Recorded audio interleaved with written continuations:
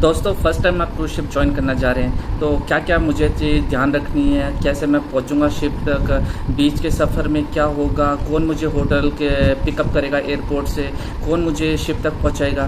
तो ये कई सारे क्वेश्चंस होते हैं, कई सारे लोगों के मन में होते हैं कि मैं पहली बार क्रूज शिप ज्वाइन कर रहा हूँ तो कैसे होगा, मैं कैसे शिप तक पहुँचूंगा। और कई सारे लोग नर्वस होते हैं। तो यही सब हम बात करेंगे आज की वीडियो में, यही सब इन्फॉर्मेशन मैं आपको इस वीडियो में बताऊँगा। तो वीडियो को एंडिंग तक देखिएगा अगर आप क्रूज शिप ज्वाइन कर रहे हैं या फिर करने वाले हैं। ये वीडियो मेरे को रिक्वेस्ट किया है प्रिंस पंडित ने, जो बहुत जल्दी क्रूज शिप ज्वाइन करने वाले हैं, जिनका सिलेक्शन हुआ है मेडिकल डिपार्टमेंट में। तो ये वीडियो मैं उनकी तरफ से आप सभी के लिए बना रहा हूँ। आई होप ये वीडियो आपके लिए हेल्पफुल होगा। तो नमस्कार दोस्तों, मेरा नाम है अमृत और मैं काम करता हूँ क्रूज शिप पे, और इस चैनल पे मैं क्रूज शिप लाइफ के रिलेटेड वीडियोस और व्लॉग शेयर करता हूँ। और आप अगर फर्स्ट टाइम इस चैनल पे आए हैं तो चैनल को सब्सक्राइब कर सकते हैं और वीडियो को लाइक कर दीजिएगा, हाइप कर दीजिएगा। और जिन्होंने भी सब्सक्राइब कर रखा है उनको दिल से थैंक यू वेरी मच। आप सभी से मैं रिक्वेस्ट करूंगा, जितने भी नए लोग हैं आप मेरे पुरानी वीडियो जाके देखिए, जिससे आपको फुल इन्फॉर्मेशन मिलेगा, फुल गाइडेंस मिलेगा। और इस चैनल पे एक प्लेलिस्ट है how to join cruise ship, अगर आपने वो प्लेलिस्ट देख ली तो आपको सारे आंसर मिल जाएंगे। ठीक है, तो चलिए वीडियो को स्टार्ट करते हैं। तो जिस दिन आप जाने वाले हैं उस दिन आपके पास, उससे पहले ही आपके पास फ्लाइट टिकट सब कुछ आ जाता है। मेक श्योर आप अपने सारे डॉक्यूमेंट्स जो होते हैं, जैसे कि लेटर ऑफ एम्प्लॉयमेंट, आपका कॉन्ट्रैक्ट लेटर, आपका CDC, आपका पासपोर्ट, आपका फाइनल मेडिकल, आपका STCW, सारे भी जो डॉक्यूमेंट्स हो वो एक पेपर में, एक कैरी बैग में रखें और उसको अपने हैंड बैग में रखें, ताकि कभी भी कुछ भी रिक्वायरमेंट आपको फटाफट मिल जाए।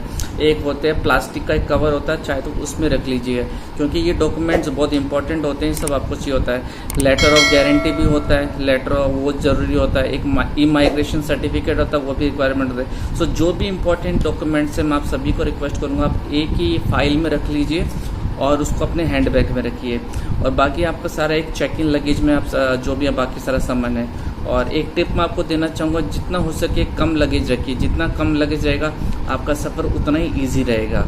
ओके, तो आप एयरपोर्ट के लिए निकल रहे हैं, मैं आपको रिकमेंड करूँगा एटलीस्ट 4 से 5 घंटे पहले एयरपोर्ट पहुँच जाएं, ताकि आप कोई भी आपको मतलब चिंता वाली बात ना हो। आराम से एटलीस्ट 5-6 घंटे पहले कोशिश करिए निकल जाएं, आराम से एयरपोर्ट पहुँचें। एयरपोर्ट पहुँचने के बाद जैसे ही आप एयरपोर्ट के अंदर पहुँचेंगे तो आपसे सिक्योरिटी वाले पूछेंगे आपकी फ़्लाइट टिकट, आपके डॉक्यूमेंट, मतलब आपसे आपका ID चेक करेंगे। अगर आप सब कुछ ठीक है तो आपको एंट्री कर देंगे। फिर आप एयरपोर्ट काउंटर पे आपका चेक इन करेंगे, आपको बोर्डिंग पास मिलेगा। और फिर बाद में अगर आपकी कनेक्टिंग फ़्लाइट है, अगर 1 से 2 फ्लाइट है तो आपका लगेज मोस्टली अगर है तो वो बोलेंगे आपको आपका लगेज फाइनल डेस्टिनेशन में मिल जाएगा। सो नॉर्मली आपको फिर लगेज पिकअप नहीं करना होता बीच में। और उसके बाद जैसे होता है तो आप सिक्योरिटी चेक करते हैं। जब आपका फ़्लाइट का मतलब टाइम होता है उससे बहुत पहले सिक्योरिटी चेक करते हैं। तो मेक श्योर आप अपने हैंड बैग में कुछ भी जैसे कि लिक्विड आइटम, परफ्यूम वो सब ना रखें, जो भी मतलब डेंजरस हो सकता है। क्योंकि मेरा एक्सपीरियंस हो चुका है, मैं आपके अपने एक्सपीरियंस के बेसिस में बताऊँ, क्योंकि मेरा सारा सामान फेंक दिया था कई सारी चीज़ें। तो सब मैं चेक इन बैग में रखता हूँ, अपने हैंड बैग में कुछ भी ऐसा नहीं रखता। और एक बार आप सिक्योरिटी चेक हो गया, उसके बाद आपको इमिग्रेशन करना पड़ता है। इमिग्रेशन में मतलब आपसे पूछेंगे, एयरपोर्ट काउंटर पे भी पूछते हैं कि आप कौन है, कहाँ जा रहे हैं, कैसे जा रहे हैं, मतलब आपका वीज़ा, तो सब चेक करेंगे। फिर आप अपने डॉक्यूमेंट्स तो आपको बताना होगा आप सीफेयर हैं, और ये सब वो चेक करेंगे। फिर आपका ये अगर सब कुछ क्लियर होगा तो फिर आपके पासपोर्ट पे स्टैंप लग जाएगा कि you are out of India now, एक डेट लग जाएगा। उसके बाद बस क्या फ्लाइट में पहुँचेंगे। और जैसे कि जब आप फाइनल एयरपोर्ट पे पहुँचेंगे तो आप अपना लगेज पिकअप करेंगे। फाइनल वो एक फिर आपका वहाँ पे इमिग्रेशन होगा और वो आपसे क्वेश्चन पूछ सकते हैं कि आप कहाँ से आ रहे हो, आप क्यों ज्वाइन कर रहे हो, कहाँ ज्वाइन कर रहे हो। तो आपको कॉन्फिडेंटली बताना है कि आप सीफेयर हो और आपका पोजीशन क्या है, सब कुछ। आप शिप ज्वाइन करने वाले हो तो आपको कॉन्फिडेंटली स्माइल के साथ सारी चीज़ें बतानी है। एक बार आप फाइनल डेस्टिनेशन एयरपोर्ट पे पहुंच गए, आपने लगेज पिकअप कर लिया, तो आप जब घर से निकलते हो तो आपको एक आइटनरी मिलता है, एक पेपर मिलता है जिसमें लिखा रहता है कि आपको इस टर्मिनल पे इधर जाना है, इधर आपको बस पिकअप कर रही है, इधर आपको होटल की बस पिकअप करना है। तो आपके उसमें लिखा रहेगा कौन सा आपको होटल है।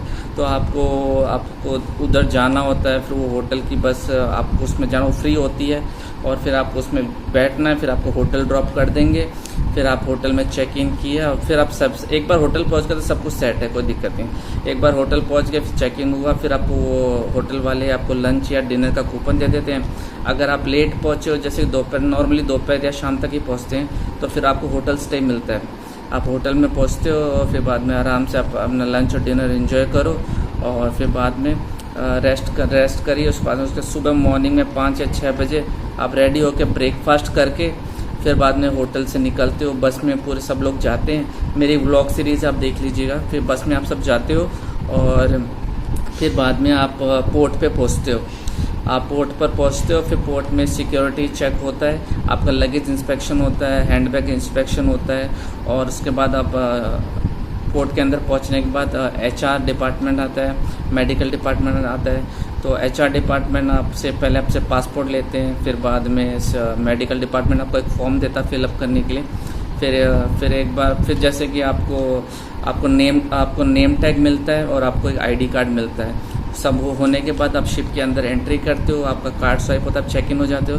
फिर आपको एक कॉमन एरिया में लेके जाते हैं, वहाँ पे आपको पूरा फैमिलियराइजेशन इंडक्शन का स्केड्यूल होता है कि आपको किस किस टाइम पे कितने बजे आपको कहाँ पे ट्रेनिंग पे पहुँचना है। वहाँ पे आपको पूरा बताया जाता है, फैमिलियराइजेशन कराया जाता है कि मतलब ऐसे ऐसे इस टाइम पे आपका है। सेफ्टी डिपार्टमेंट वाला आके आपसे आपका सेफ्टी सर्टिफिकेट लेंगे, मेडिकल डिपार्टमेंट से आपका मेडिकल सर्टिफिकेट लेंगे। फिर आपको एक सेफ्टी कार्ड दिया जाता है, आपकी ड्यूटी होती है जो इमरजेंसी में होती है। वो सब HR ने सब कुछ बता दिया। उसके बाद आपको आपके डिपार्टमेंट से एक बंदा आएगा जो पिकअप करेगा, आपके डिपार्टमेंट में आपको लेके जाएगा, शिप के बारे में बताएगा। और उससे पहले आपको HR आपको रूम नंबर भी देता है, रूम अलॉट होता है कि ये आपका रूम नंबर है। तो फिर आपका डिपार्टमेंट बताएगा आपका रूम कहाँ है, तो वो आपको रूम पहले शिप डिपार्टमेंट दिखाएगा।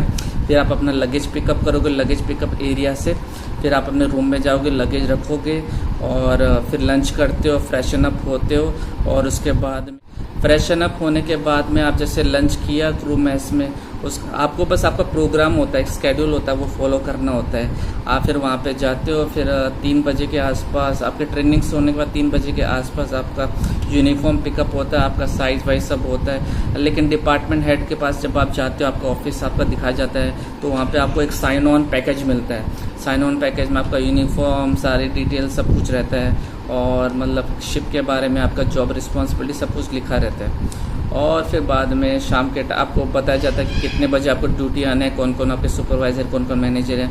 आपको शिप की सेफ्टी और सबके बारे में बताया जाता है, कहाँ पे आपको जाना है in case of emergency, life boats, वो सब वो 3-4 दिन का वो ट्रेनिंग्स चलती है, कई सारी चीज़ें आपको बताई जाती है।